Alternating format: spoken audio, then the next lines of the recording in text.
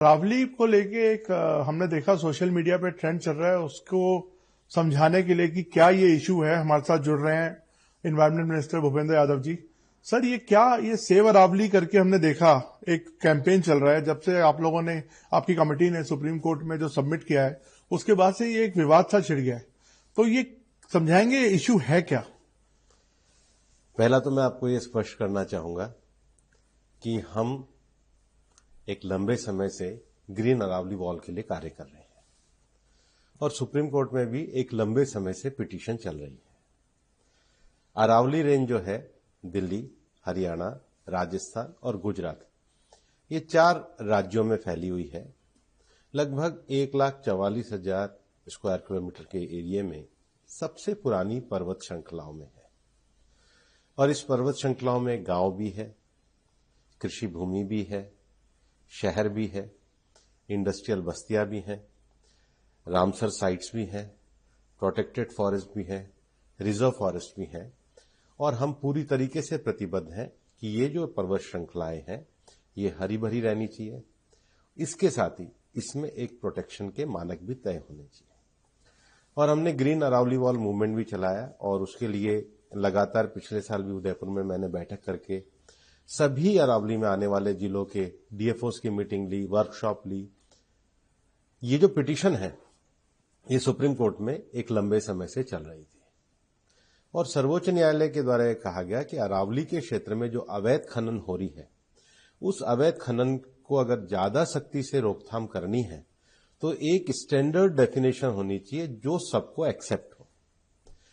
तो supreme court ने committee के निर्धारित करी जिसमें मिनिस्ट्री ऑफ एनवायरमेंट फॉरेस्ट के सेक्रेटरी भी थे, FSI forest survey of India भी थे, भारत सरकार का सर्वे ऑफ इंडिया है उनके भी सेक्रेटरी थे और जो देश की सारी भू आकृति का जो मैपिंग करते हैं जियोलॉजिकल सर्वे ऑफ इंडिया उसके डायरेक्टर भी थे, प्लस 4 राज्यों की सरकारें थी। अब विषय आता है कि अरावली की जो डेफिनेशन है वो सुप्रीम कोर्ट के सामने रखी गई। सुप्रीम कोर्ट ने अपने जजमेंट में 2 बातें कही जो लोग छुपा रहे हैं। पहला, सबसे पहले पैराग्राफ जो है उसमें उन्होंने मिनिस्ट्री ऑफ एनवायरमेंट फॉरेस्ट के ग्रीन अरावली वॉल मूवमेंट को एप्रिशिएट किया।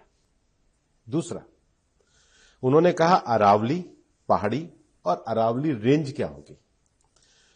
तो दुनिया भर में जियोलॉजी की जो वैज्ञानिक जो जियोलॉजी में काम करते हैं, भू विज्ञान, भू सर्वे विज्ञान में काम करते हैं, तो वहां एक स्टैंडर्ड डेफिनेशन रिचर्ड मार्फी की मानी जाती है कि जो 100 मीटर की ऊंची पहाड़ी होती है उसको पर्वत माना जाता है। ठीक है, अब जब 100 मीटर ऊंची पहाड़ी को पर्वत माना जाता है तो केवल उसकी ऊंचाई पर्वत नहीं होती, ऊंचाई से लेके और धरातल तक, मतलब कोई भी पर्वत श्रृंखला ऐसी ईंट की दीवार की तरह खड़ी नहीं होती, वो एक बड़ी गोलाकार आकृति है। हाँ, उसका धरातल मतलब उसका जो बेस है जी, उसके धरातल से लेके और ऊंचाई तक जो जाएगी वो पूरी की पूरी 100 मीटर संरक्षित है। एक जो भ्रम फैला रहे हैं कि केवल ऊंची पहाड़ियों, उसके साथ में पड़ने वाली उसके धरातल में जो छोटी पहाड़ियां जो स्ट्रक्चर है वो सारा संरक्षित है। फिर एक पहाड़ी जो 100 मीटर की है और दूसरी पहाड़ी जो है उसके बीच में जो आधा किलोमीटर का क्षेत्र है, कितना, आधा किलोमीटर 500, उसमें जमीन है वो भी संरक्षित में आएगा, वो भी अरावली रेंज कहलाएगा। तो फिर भ्रम हुआ कहां पे? अब सुनो ना, तो 90% तो भाग संरक्षित है। दूसरा, अरावली में बहुत बड़ी संख्या में प्रोटेक्टेड फॉरेस्ट है, रिजर्व फॉरेस्ट है, वो भी पूरा इसमें संरक्षित है। फिर जो इको सेंसिटिव जोन है उसका जो 1 किलोमीटर का एरिया है वो भी संरक्षित है। इवन जो ड्राफ्ट इको जोन है उसमें भी सुप्रीम कोर्ट के रेगुलेशन के हिसाब से संरक्षण है। और इसके अलावा अरावली के क्षेत्र में बहुत सारी झीलें भी हैं और कुछ झीलें ऐसी हैं जो हमारी रामसर साइट्स भी है। अब जैसे गुड़गांव में सुल्तानपुर की झील है, अलवर में सरिस्का की झील है, उदयपुर को रामसर साइट्स में पूरा लेक सिटी ही बनाया गया, उसके भी 500 मीटर तक के एरिया जो है संरक्षित क्षेत्र में है। तो इस हिसाब से अरावली में एक एक्टिविटी जो माइनिंग एक्टिविटी भी है वो मैं आपको कह रहा हूं 0.19%, 1% से भी कम एरिया में ही माइनिंग हो पाएगी। और वहां भी माइन को कोई खोला नहीं है, वहां भी कहा गया है कि इसका एक मैनेजमेंट साइंटिफिक प्लान बनाया जाए, और अगर कोई नई स्वीकृति भी आती है तो उस नई स्वीकृति को आईसीएफआरई से पहले अनुमति ली जाए। तो ये प्रोसेस को स्ट्रिक्ट किया। अरावली की जो मेन समस्या है वो अवैध खनन की है। अवैध खनन को रोकने के लिए ये जो डेफिनेशन दी गई है सर्वोच्च न्यायालय के द्वारा दी गई है, और आज भी रिव्यू सर्वोच्च न्यायालय के सामने है। तो जो ये डेफिनेशन है ये न्यायालय की बनाई हुई जो कमेटी है, जिसमें zoological survey of India, forest survey of India, ministry of environment, forest और उसके साथ ही साथ चारों राज्यों ने मिलकर के इसको तय किया है। ये भारत की सबसे ऊंची और प्राचीन पर्वत श्रृंखला है, बल्कि दिल्ली भी इसी में है। एक भ्रम और फैलाया जा रहा है कि जी दिल्ली में तो माइनिंग ही अलाउ नहीं है, फरीदाबाद में माइनिंग ही अलाउ नहीं है, गुड़गांव में माइनिंग ही अलाउ नहीं है, नूह का भी मुझे नहीं लगता कोई बहुत थोड़ा सा इलाका होगा, इसके बाद रेवाड़ी में थोड़ी सी माइनिंग अलाउ है, और हरियाणा में महेंद्रगढ़ में है। फिर अलवर में तो बहुत बड़ा एरिया सरिस्का का एरिया आता है, फिर जयपुर में जमुआ रामगढ़ का बहुत बड़ा एरिया आता है। अजमेर में भी अगर आप आगे जाओगे तो अजमेर में भी जो झील है, मतलब पुष्कर झील है, आनासागर झील है, फाईसागर झील है, सांबर लेक है। तो ये तो पूरा अरावली का जोन है। मैं इसकी जो टोपोग्राफी है, इसकी जो, और नीचे जो गुजरात में बनासकांठा साबरकांठा तक ये जो रेंज आती है पूरी की पूरी संरक्षण में है। और ये जो व्यापक डेफिनेशन होने से, अब स्ट्रिक्ट प्रोविजन होने से 90% भाग तो पूरी तरीके से सुरक्षित है।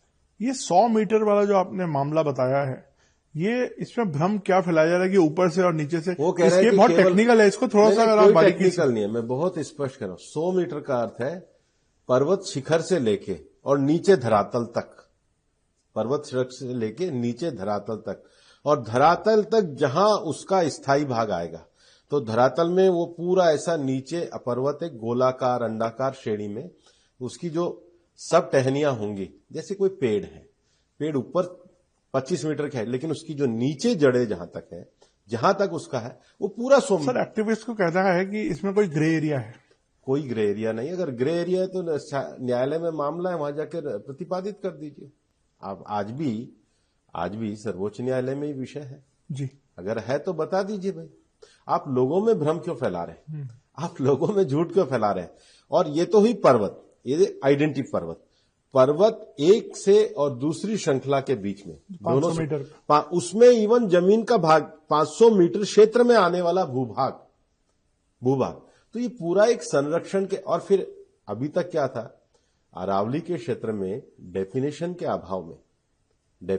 अभाव में जो खनन स्वीकृति थी उसमें दाएं बाएं होते थे। मैं आपको अभी भी कह रहा हूं 58% भाग जो है वो तो खेती है, फिर हमारे नगर है, हमारे ग्राम है, हमारी ढाणियां है, फिर उसके साथ हमारा प्रोटेक्टेड एरिया, लगभग 20% तो प्रोटेक्टेड एरिया, जिसमें तो आप कर ही नहीं सकते, चाहे वो जमीन हो, छोटी पहाड़ी हो, बड़ी पहाड़ी हो, कर ही नहीं सकते। रामसर साइट्स है।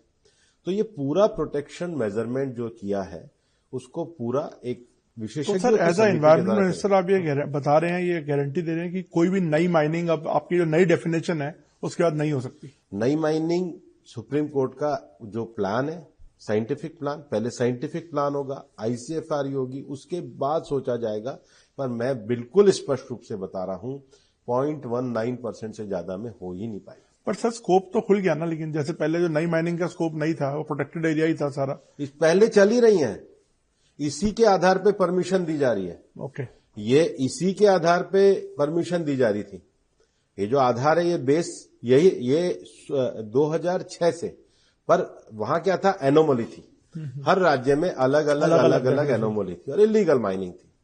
रेस्ट्रिक्टेड और प्रोहिबिटेड एरिया का डेफिनेशन क्लियर होने से आप स्ट्रिक्ट मेजरमेंट कर सकते हैं, आप स्ट्रिक्ट कंप्लायंस कर सकते हैं। भूपेंद्र जी, एक और इश्यू है, अफॉरेस्टेशन जो हो रही है। वो कह रहे हैं, जो एक्टिविस्ट हैं या जो जानकार हैं, उनका कहना है कि अफॉरेस्टेशन इसका कोई एक इलाज नहीं है, क्योंकि जो उसकी जो अपनी ओरिजिनलिटी है उसका अल्टरनेटिव नहीं हो सकती। अल्टरनेटिव हो ही नहीं सकता, इसलिए अरावली के संरक्षण की आवश्यकता है।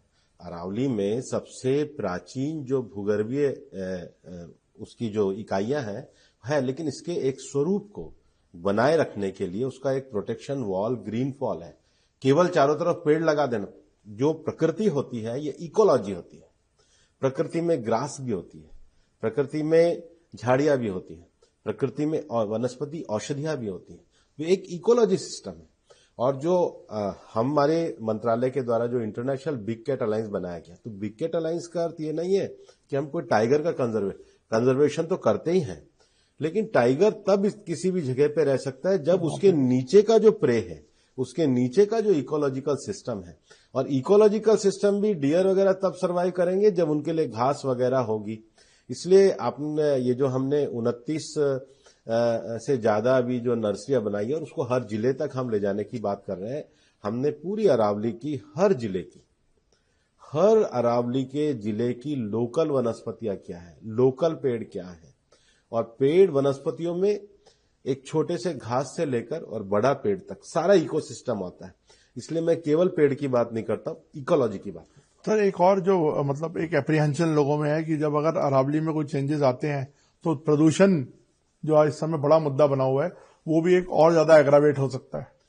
प्रदूषण के अनेक कारण होते हैं। प्रदूषण के जो कारण है वो मानव सृजित गतिविधियां भी होती हैं। प्रदूषण के दो मानक होते हैं, एक PM 2.5, एक PM 10। दोनों चीजें हैं। PM 2.5 में जब कार्बन एमिशन ज्यादा होता है, मतलब जो 2.5 के जो माइक्रो कण है वो ज्यादा क्यों होंगे? क्योंकि या तो ओजोन होगा, लेड होगा, कार्बन होगा, सल्फर होगा। जब ये हवा में इंडस्ट्री के कारण, व्हीकल के कारण, अन्य गतिविधियों के कारण आएंगे, तो पहला विषय होगा। फिर PM 10 में धूल और उसके बड़े कण जो होंगे, इनके मिलाने से दूसरा जो विषय होता है वो मेटेरियोलॉजिकल कंडीशन होती है, मौसम विज्ञान की, कि जब हवा चलनी बंद हो जाएगी और ये लगातार इनका उत्सर्जन होता रहेगा तो वो ठहर जाता है। बट सर दिल्ली में तो ना NCR में ना कोई इंडस्ट्री है उस तरह की, और आपने काफी हद तक हम देखते हैं ग्रीन व्हीकल्स का भी चलन हो रहा है। फिर ये पोल्यूशन का क्या वजह है जो मतलब अनएक्सप्लेन्ड है? दिल्ली में अभी सर्वोच्च न्यायालय ने एक अच्छा निर्णय दिया है कि दिल्ली में अच्छे फ्यूल के लिए हम BS6 पे आए थे। BS6 के पहले के जो व्हीकल हैं, जो कि पॉल्यूटेड व्हीकल हैं, उनका जो कोहेसिव प्रोटेक्शन का स्टे था वो विड्रॉ हुआ है।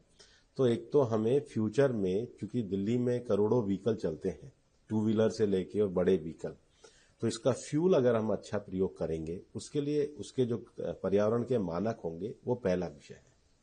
दूसरा विषय है कि दिल्ली में अभी पिछले ही दिनों निर्देश देके हमने स्मार्ट ट्रैफिकिंग पे जोर दिया है। लगभग 60 के करीब ऐसे प्लेसेस हैं जहां पर ट्रैफिक का कंजेशन होता है। तो शाम को 4 से 7 तक जिस समय, या सुबह 8 से 10 जिस समय धुंध और कोहरा ज्यादा हो रहा होता है, उस समय अगर एक साथ हजारों व्हीकल लाइन में खड़े रहेंगे तो उनका पॉल्यूशन तो होगा ही, व्हीकल पॉल्यूशन की दृष्टि से। दूसरा, दिल्ली केवल दिल्ली नहीं है, दिल्ली NCR रीजन है। और NCR रीजन से भी आगे जो हमने अथॉरिटी बनाई है CAQM, उसने एयर शेड की पहचान करी है। तो उस एयर शेड में लगभग 240 इंडस्ट्रियल एरिया है, और 240 इंडस्ट्रियल एरिया में 3,500 इंडस्ट्री हैं जो रेड और ऑरेंज कैटेगरी की है। ओके। वो जो 3,500 इंडस्ट्री है, उसमें हमने कहा है कि आप डिवाइस लगाइए जिसको मॉनिटरिंग से जोड़ने का काम करेंगे, ताकि आपको ये पता लगे कि आपका ग्राफ कैसा है। मुझे बताते हुए ठीक लग रहा है कि हमने उसमें भी पैनिक नहीं होने दिया है। लगभग 1200 के करीब इंडस्ट्री में डिवाइस लगे हैं, बाकी को 31 दिसंबर का समय दिया है। तीसरा जो बड़ा विषय है वो डस्ट का है।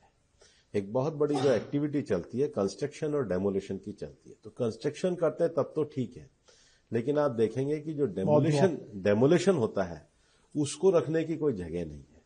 तो हमने CND के रूल्स भी करे हैं, और अभी मैंने गाजियाबाद, नोएडा, फरीदाबाद, गुड़गांव, सोनीपत, NDMC और MCD, इन 7 अथॉरिटी की अभी पिछले ही हफ्ते अलग अलग मीटिंग ली है, और सबको कहा है कि भाई आप 2026 का 1 जनवरी से लेकर दिसंबर तक का अपना प्लान बनाइए कि हम CND वेस्ट में ये करेंगे, हम जो गड्ढे खुदे हुए उनके लिए ये करेंगे, एंड टू एंड पेवमेंट के लिए ये करेंगे, ग्रीनिंग के लिए हम क्या करेंगे। फिर जो एक बहुत बड़ा कारण है वो सॉलिड वेस्ट है। जैसे आपका तो इंटरनेशनली भी आप एक्सपोजर है, आप क्या कुछ बाहर की बेस्ट प्रैक्टिस, सॉरी आप मेरा इतना ही रोकेंगे? नहीं करिए, बताइए सर। नहीं प्लीज। तो ये सारे पैमानों पे काम किया। जो बेस्ट प्रैक्टिसेस की आप बात कर रहे हैं, बेस्ट प्रैक्टिसेस फ्यूल, दुनिया में जो भी हुआ है मैं नाम देश के लेके बता सकता हूं, फ्यूल, बेस्ट क्लीन फ्यूल। क्योंकि ऐसा तो होगा नहीं कि अब आप व्हीकल्स को रोक देंगे या इंडस्ट्री को रोक देंगे। क्वेश्चन ये है कि वो बेटर जो अपना भी इंडस्ट्री चलाने के लिए करे वो फ्यूल का इस्तेमाल करे। इसलिए आपको मैं बताना चाहूंगा, हमने 240 इंडस्ट्रियल एरिया में 226 में पीएनजी गैस की सप्लाई कर दी। हमने कहा कि मैक्सिमम चीजें आप गैस बेस पे ले जाइए। फिर जो हमारे थर्मल पावर है उसमें दिल्ली के आसपास जो है उनका नई टेक्नोलॉजी में वो जाए, उसको हमने बनाने का काम किया। तो फ्यूल एक बड़ा विषय है, ग्रीनिंग बड़ा विषय है, डस्ट मैनेजमेंट एक बड़ा विषय है। और नेशनल क्लीन एयर प्रोग्राम में प्रधानमंत्री जी ने जो पूरे मानक हम लोगों ने तय किए हैं, फाइनेंस कमीशन से जो सपोर्ट दिया है, तो हमने ये नीचे दिल्ली की सारी कॉरपोरेशंस को कहा है कि आप नेशनल क्लीन एयर प्रोग्राम के जो स्टैंडर्डाइजेशन के विषय हैं, उसमें सीएनडी, वेस्ट मैनेजमेंट, क्लीनिंग से लेके जो सारे विषय हैं, उसको अगर आप लेकर इंप्लीमेंट करेंगे स्टेप बाय स्टेप, तो उसका इफेक्ट आएगा। और इसमें सारे कोऑर्डिनेशन के लिए जो सेंट्रल एयर मॉनिटरिंग जो कमीशन है वो लगातार काम कर रहा है, लगातार उसकी रिव्यू और मीटिंग हम लोग कर रहे हैं। तो सर आप जैसे प्रोजेक्ट कर रहे हैं कि हम ये चीजें करेंगे, आपने एक प्लान बनाया है, आपका ये भी है कि आपको लगता है इससे कितना एक्यूआई नीचे आ पाएगा अगले सीजन तक? देखो, अगर इस बार तो मुझे लगता नहीं है कि इतनी जल्दी आएगा। सीजन की तुलना अगर आप देखेंगे सर, तो एक्यूआई के दिन काफी बेटर हुए हैं। लेकिन दिसंबर में 2 बार जो मीटरोलॉजिकल कंडीशन होती है, जिसमें हमारे जो वेस्टर्न डिस्टर्बेंसेज आते हैं, अगर तो वो बारिश बन के बरस गए तो ठीक होता है, अगर वो ऊपर से चले जाते हैं तो उस समय हवा रुक जाती है। हवा स्टिल होने पे ही PM 2.5 और PM 10 जो है उनकी मात्रा स्थिर रह जाती है, तो उसके लिए हमने ग्रैप का प्रोविजन किया है और CAQM को यह अथॉरिटी दी है कि वो प्रेडिक्शन के आधार पे, क्योंकि ये केवल CAQM ये गतिविधियां तो हैं ही, साथ में उनको मौसम विज्ञान के साथ भी संबंध रखना पड़ता है और उस एप्रीहेंशन को देखकर ये जो गतिविधियां इसको रेस्ट्रेन करने के लिए ग्रैप लगाना पड़ता है।